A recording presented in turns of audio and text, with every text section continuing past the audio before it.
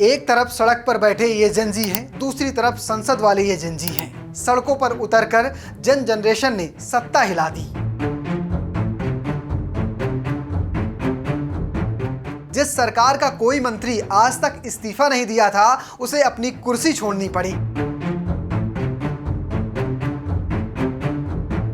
लेकिन जैसे ही बात संसद और राज्य विधानसभाओं की आती है, ये आवाज मानो कहीं गुम हो जाती है, क्योंकि देश की आबादी में लगभग 25% हिस्सा जेनजियों का है। लेकिन बात जेनजी सांसदों और विधायकों की करें तो ये आंकड़ा मात्र 26 पर सिमट जाता है। देश में जेन जनरेशन के कितने सांसद हैं, कितने विधायक हैं, किस पार्टी के पास जेनजी नेता ज्यादा हैं, चलिए आपको इस वीडियो में विस्तार से दिखाते हैं। नमस्कार, मेरा नाम शुभम गर्ग है, आप देख रहे हैं जनसत्ता।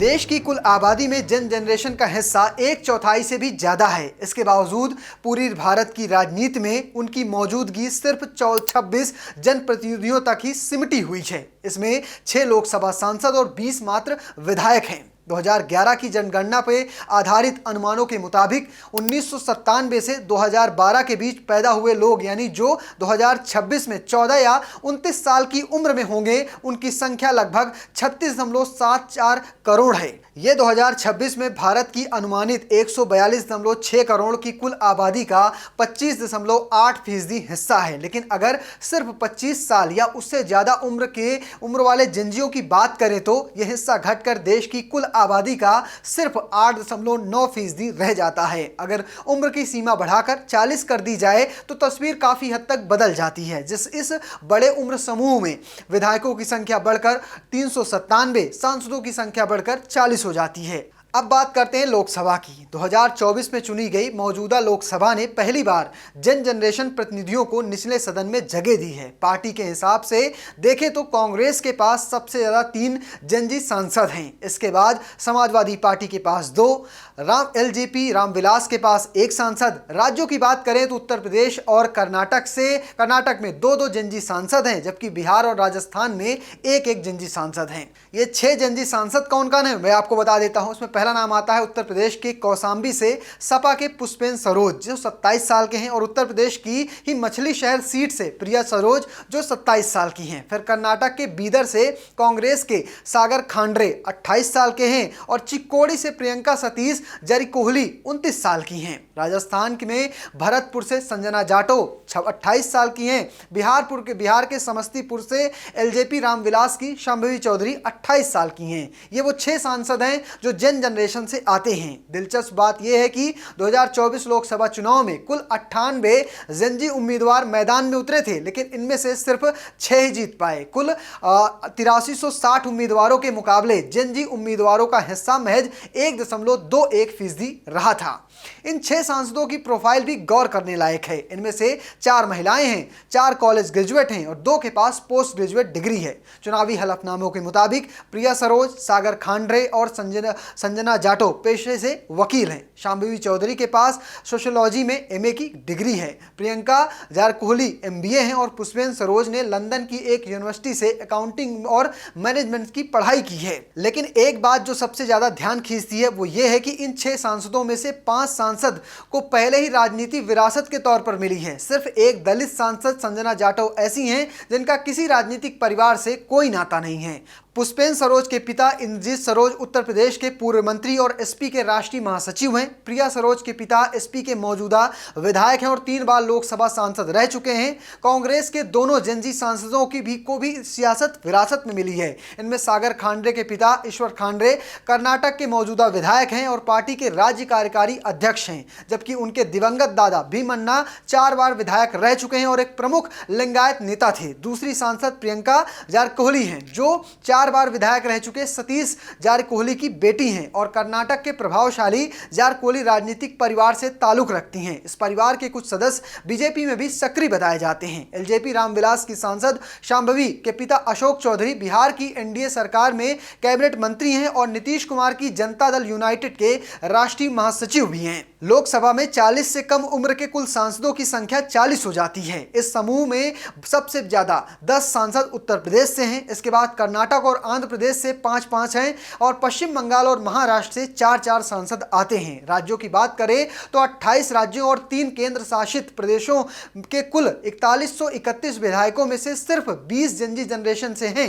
इनमें से 6 अनुसूचित जाति यानी एससी और 3 अनुसूचित जनजाति यानी एसटी के से आरक्षित सीटों से चुने गए हैं। चूंकि जनजी का कोई भी उम्मीदवार विधानसभा चुनाव लड़ने की न्यूनतम उम्र तक 2022 में ही पहुंचा होगा, इसलिए इनमें से ज्यादातर विधायक पिछले 2 सालों में ही चुने गए हैं। अकेले 2026 में 9 जनजी विधायक चुने गए थे। राज्यवार देखें तो 2026 के विधानसभा चुनाव के बाद तमिलनाडु में सबसे ज्यादा 4 जनजी विधायक हैं। इनमें से 3 सत्ताधारी टीवी के और 1 एआईएडीएमके से हैं। इसके बाद पश्चिम बंगाल में 3 विधायक हैं जो सभी बीजेपी से हैं।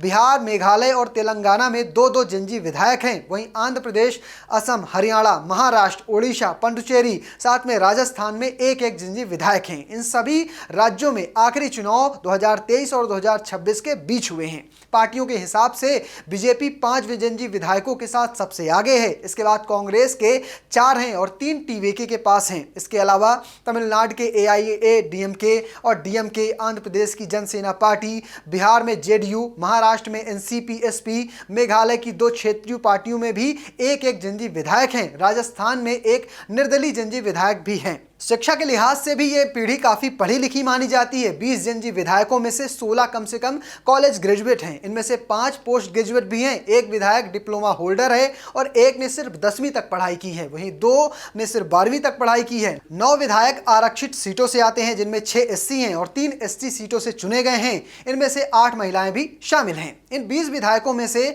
12 विधायक ऐसे हैं जो बिल्कुल राजनीति में नए हैं। ना तो इन्होंने पहले चुनाव लड़ा है, ना ही इनका कोई राजनीतिक बैकग्राउंड है या परिवार का कोई सदस्य राजनीति में रहा है। इनमें तमिलनाडु के विधायक और पेशे से डॉक्टर थिलपन जयशंकर, पश्चिम बंगाल से विधायक और पूर्व पत्रकार सनुपान और बिहार की विधायक और मशहूर प्लेबैक सिंगर मैथिली ठाकुर जैसे नाम शामिल हैं। तमिलनाडु की चुनी गई टीवी की सरकार में सबसे कम उम्र की मंत्री कीर्तना एस को भी पहले चुनाव लड़ने का कोई अनुभव नहीं है, लेकिन 2026 का चुनाव लड़ने से पहले वो आईपैक के साथ पॉलिटिकल कंसल्टेंट के तौर पर काम कर चुकी थी। इसी तरह राजस्थान से निर्दलीय विधायक बनने से पहले रविंद्र सिंह भाटी भी एक स्टूडेंट लीडर के तौर पर सक्रिय थे। बाकी बचे 8 जनजी विधायक राजनीतिक परिवारों से आते हैं। इनमें सबसे प्रमुख नाम है हरियाणा के विधायक आदित्य सुरजेवाला का, जो कांग्रेस के सीनियर नेता और राज्यसभा सांसद रणदीप सुरजेवाला के बेटे हैं। महाराष्ट्र के विधायक रोहित पाटिल, जो पूर्व डिप्टी सीएम आर पाटिल के बेटे हैं। पुडुचेरी से विधायक विघ्नेश कन्नन, जिनके पिता पी कन्नन पूर्व लोकसभा सांसद और पुडुचेरी विधानसभा के पूर्व स्पीकर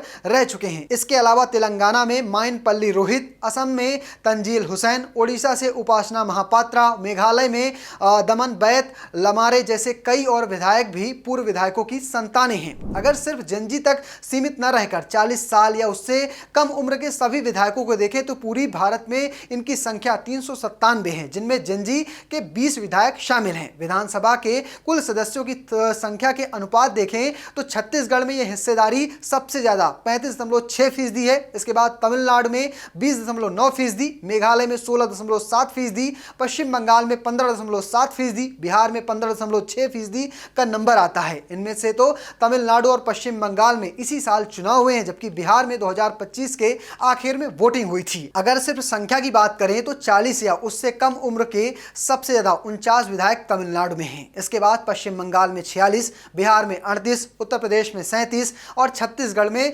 32 का स्थान है। ये आंकड़े सिर्फ आज की तस्वीर नहीं दिखाते, बल्कि आने वाले वक्त के लिहाज से बेहद अहम है। 2029 के लोकसभा चुनाव तक भारत की वोट देने लायक आबादी में जनजी का हिस्सा सबसे बड़ा हो सकता है। हालांकि 2011 की जनगणना में सीधे तौर पर 2029 के लिए उम्र आधारित अनुमान मौजूद नहीं है, लेकिन 2031 के अनुमानों के मुताबिक जनजी की आबादी, जो अब तक 19 साल से 34 साल के बीच होगी, वो करीब 26.3% तक पहुंच सकती है। इसके मुकाबले मिलेनियंस की आबादी 2031 के मुकाबले 21.7% रहने का अनुमान है, और जो 2026 में करीब 22.2% थी। वहीं 1980 से या उससे पहले पैदा हुई पीढ़ियों की कुल आबादी की बात करें 2031 तक वो घटकर 24% ही रह जाएगी। यानी साफ है कि आने वाले सालों में जनजी देश की सबसे बड़ी वोटर आबादी बनने जा रही है। सवाल यह है कि क्या यह आबादी सिर्फ वोट देने तक सीमित रहेगी या सड़कों की तरह संसद और विधानसभाओं में भी अपनी आवाज उतनी ही बुलंद रख पाएगी? फिलहाल आपको क्या लगता है,